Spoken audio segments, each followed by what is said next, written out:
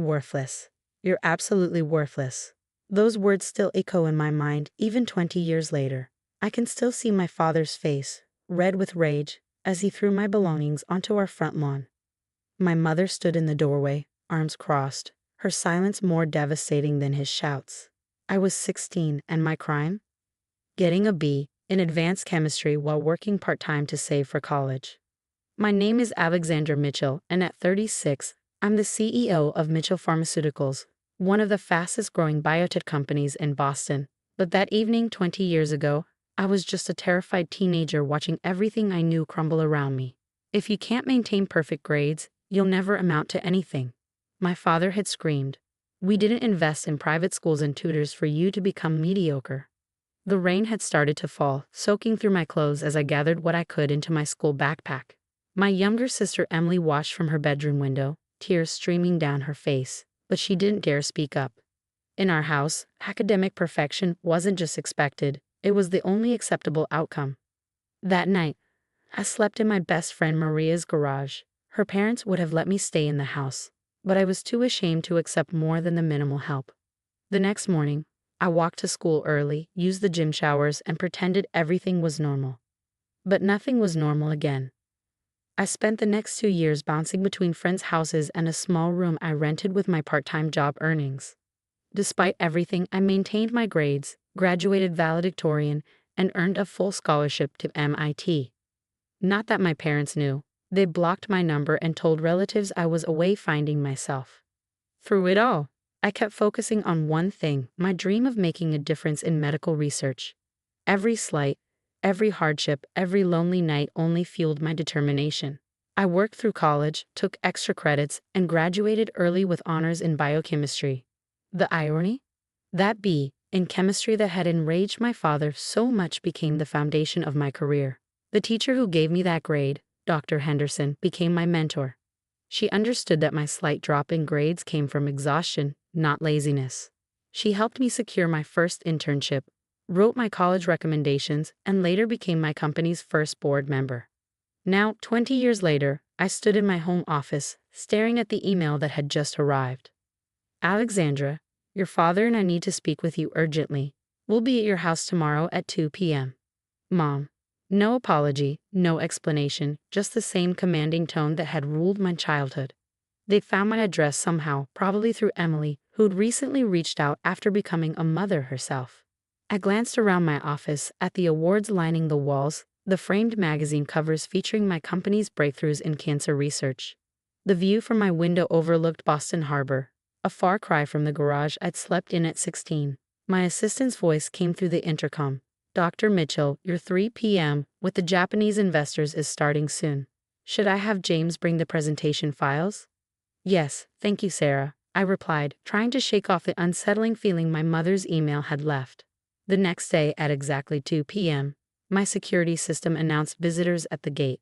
Through the camera, I saw them, my parents, standing in front of my mansion's entrance. My father's hair had gone completely gray, and my mother looked smaller somehow, less intimidating than in my memories. They were dressed formally, as if attending a business meeting rather than trying to reconnect with their daughter. I watched them for a moment, remembering that rainy night, the weight of my wet backpack, the sound of my father's voice calling me worthless. My finger hovered over the intercom button. 20 years of silence, and now they needed to speak with me urgently. I had a pretty good idea why. Our company's latest breakthrough had been all over the news. Mitchell Pharmaceuticals had just received FDA approval for a revolutionary cancer treatment. Our stock had tripled overnight. The same parents who'd thrown me out for being mediocre were about to find out exactly what their worthless daughter had become. I pressed the intercom button. The walk from my front door to where my parents stood felt like crossing decades. My mother's eyes widened as she took in my appearance, the tailored suit, the confident posture, everything about me screaming success. My father's expression remained carefully neutral, though I noticed his hands fidgeting with his wedding ring, a nervous habit from my childhood. Alexandra, my mother started, her voice softer than I remembered. You look well. Thank you, I replied coolly. Shall we discuss whatever urgent matter brought you here? They followed me into my home office, their footsteps echoing in the marble hallway. I caught my mother staring at a framed Forbes cover featuring me under the headline, Biotech's Rising Star, the woman revolutionizing cancer research. Would you like something to drink? I asked, maintaining the polite distance of a business meeting. Alexandra, my father finally spoke, his voice cracking slightly. We need your help. Of course they did. I gestured for them to sit while I remained standing, a power dynamic they clearly found unsettling. Emily's daughter, your niece, my mother continued, clutching her handbag. She's been diagnosed with leukemia. The news hit me harder than expected. I'd never met my niece. Emily had only recently reached out through social media, sharing pictures of little Sophie. The traditional treatments aren't working, my father added. We've heard, your company's new drug is still in limited release, I finished for him. The waiting list is extensive. But you're the CEO, my mother pressed. Surely you could pull strings? Skip the proper protocols? I interrupted. Like when you threw me out for not being perfect enough? My father flinched. We made mistakes. Mistakes? I laughed, but there was no humor in it. You kicked out your 16-year-old daughter for getting a B. You called me worthless. You blocked my number, told relatives I was troubled. Those weren't mistakes. They were choices. We were wrong, my mother whispered, tears forming in her eyes. When we saw you in the news, your company's success, we realized how terribly wrong we were. Ah, I said, sitting down at my desk. So you're proud of me now that I'm successful? Now that I have something you need? The silence that followed was deafening. Through my office window, I could see the harbor, ships moving slowly across the water. Somewhere out there was the garage I'd slept in, the diner where I'd worked double shifts, the library where I'd studied until closing because I had nowhere else to go. Sophie is 6, my father said quietly. She loves science, just like you did at that age. She asks about her Aunt Alex. I opened my laptop, pulled up a file. The treatment protocol requires extensive testing and evaluation. There are no guarantees, and it's not something I can simply arrange with a snap of my fingers. We understand, my mother said quickly. We just thought that I'd forget 20 years of silence because now you need something from me. My father stood up suddenly. We know we don't deserve your help. We know we failed you. But please, don't punish Sophie for our mistakes. His words hung in the air as my assistant Sarah knocked and entered with a stack of files. Dr. Mitchell, the board meeting documents you requested, she said, placing them on my desk.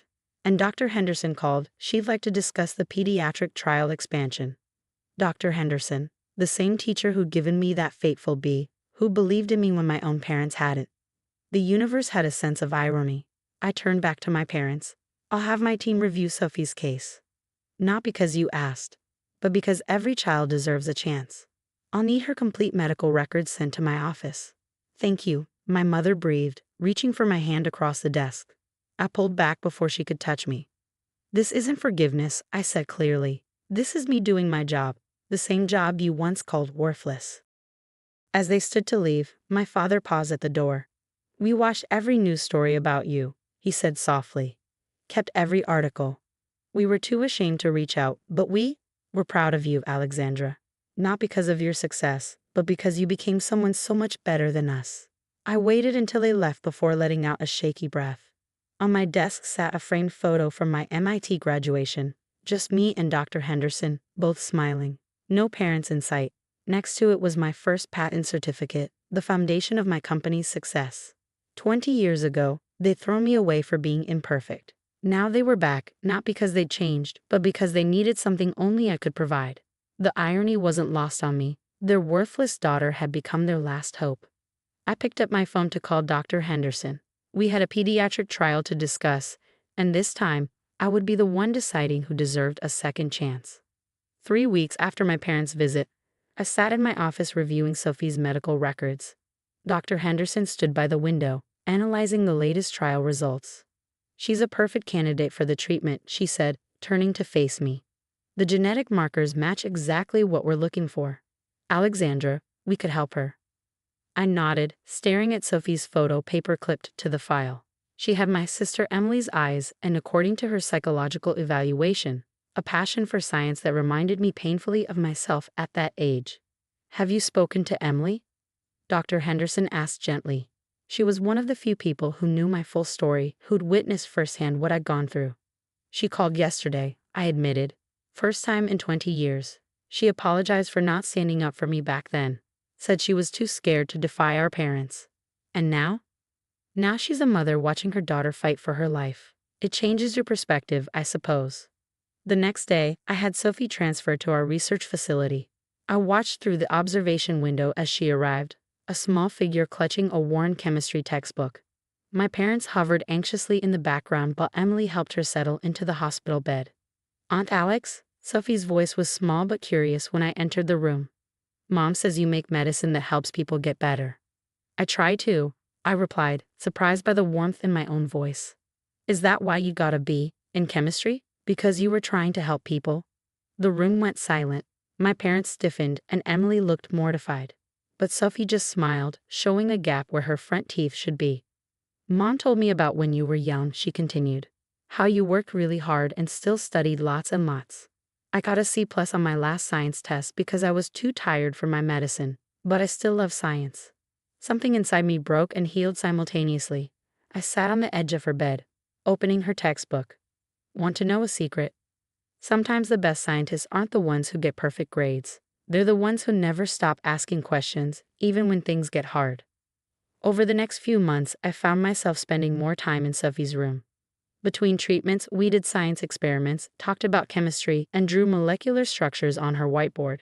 She had an intuitive understanding of concepts that amazed even our senior researchers.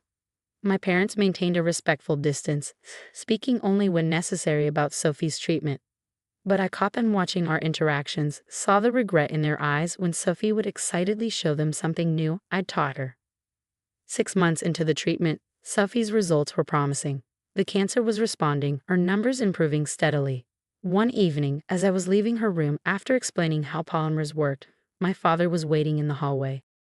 I watch you with her, he said quietly, teaching her, encouraging her. You're everything we should have been. I'm just treating my patient, I replied, but we both knew it wasn't true. No, he shook his head. You're being the aunt she deserves, the mentor I should have been.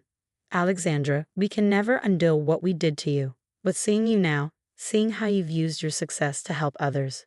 We were so wrong. You weren't worthless. We were. For the first time in 20 years, I saw genuine tears in my father's eyes. A week later, Sophie's latest results showed complete remission. As her family celebrated, I stood back, watching through my office window. Dr. Henderson joined me, placing a hand on my shoulder. You know, she said, sometimes the greatest achievements come from our deepest wounds.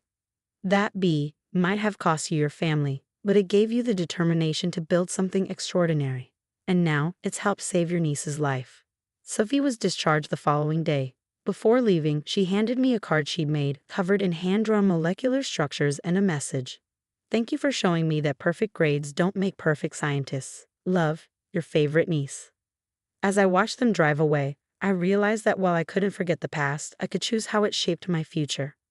My parents' cruelty had driven me to succeed, but it was my choice to use that success to help others, to be the mentor and supporter I never had.